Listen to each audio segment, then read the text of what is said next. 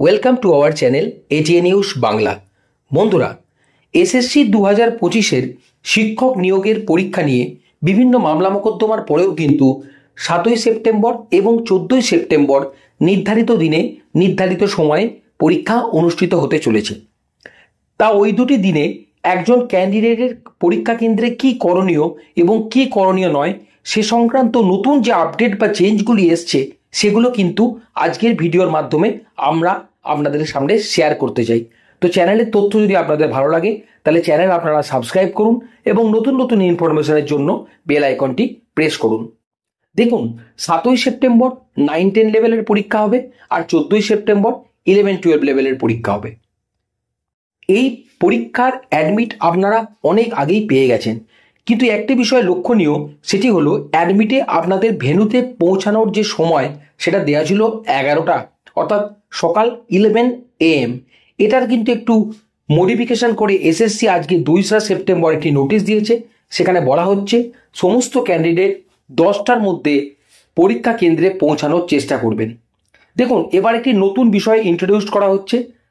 পরীক্ষার সেন্টারে ঢোকার আগে আপনাদের কিন্তু ফ্রিস্কিং হবে। এই ফ্রিস্কিং কথার অর্থ হচ্ছে শারীরিক তল্লাশি। সেখানে আপনারা 4টে জিনিস ছাড়া অন্য কোনো বিষয় বা অন্য কোনো জিনিস নিয়ে পরীক্ষার সেন্টারে প্রবেশ করতে পারবেন না। সেই 4টে বিষয় কি বা সেই 4টে জিনিস কি? একটা হচ্ছে ট্রান্সপারেন্ট পেন, অর্থাৎ স্বচ্ছ পেন, যে পেনটা বাইরে থেকে ভেতরটা দেখা যায়। এই ধরনের পেন কিন্তু এসএসসি এবার অ্যালাউ করেছে পরীক্ষা কেন্দ্রে, আদারওয়াইজ অন্য কোনো ধরনের পেন কিন্তু অ্যালাউ করা হবে না।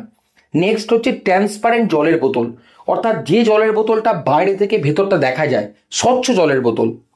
থার্ড হচ্ছে অত্যন্ত গুরুত্বপূর্ণ, আপনাদের পরীক্ষার যে অ্যাডমিট কার্ড তার অরিজিনালটা। এবং ফোর্থ হচ্ছে, আপনারা অলরেডি জানেন যে অ্যাডমিটে ফটো এবং সিগনেচার আপলোড নিয়ে একটা সমস্যা হয়েছিল। সেই জন্য এসএসসি আজকে 2 সেপ্টেম্বর একটা নোটিশ দিয়ে বলেছে যে আপনারা অবশ্যই পরীক্ষা কেন্দ্রে একটা original photo identity card, it may be Aadhaar card or it may be voter card, এর অরিজিনালটা আপনারা নিয়ে আসবেন। দেখুন, পরীক্ষা চলাকালীন আপনাদের একটা বিষয় কিন্তু অবশ্যই খেয়াল রাখতে হবে, কোনোভাবে এটা ভুলে গেলে চলবে না। সেটা হচ্ছে আপনাদের যে ওএমআর সিট, সেই ওএমআর সিটে কিন্তু দুটো সিগনেচার থাকবে। একটা আপনার নিজের অ্যাজ এ ক্যান্ডিডেট এবং একটা সিগনেচার থাকবে সেই পরীক্ষার রুমে যিনি ইনভিজিলেটর আছেন। আপনারা হয়তো কোনোভাবে এটা যদি ভুলে যান তাহলে এই বিষয়টা কিন্তু আপনারা অবশ্যই চেক করে নেবেন।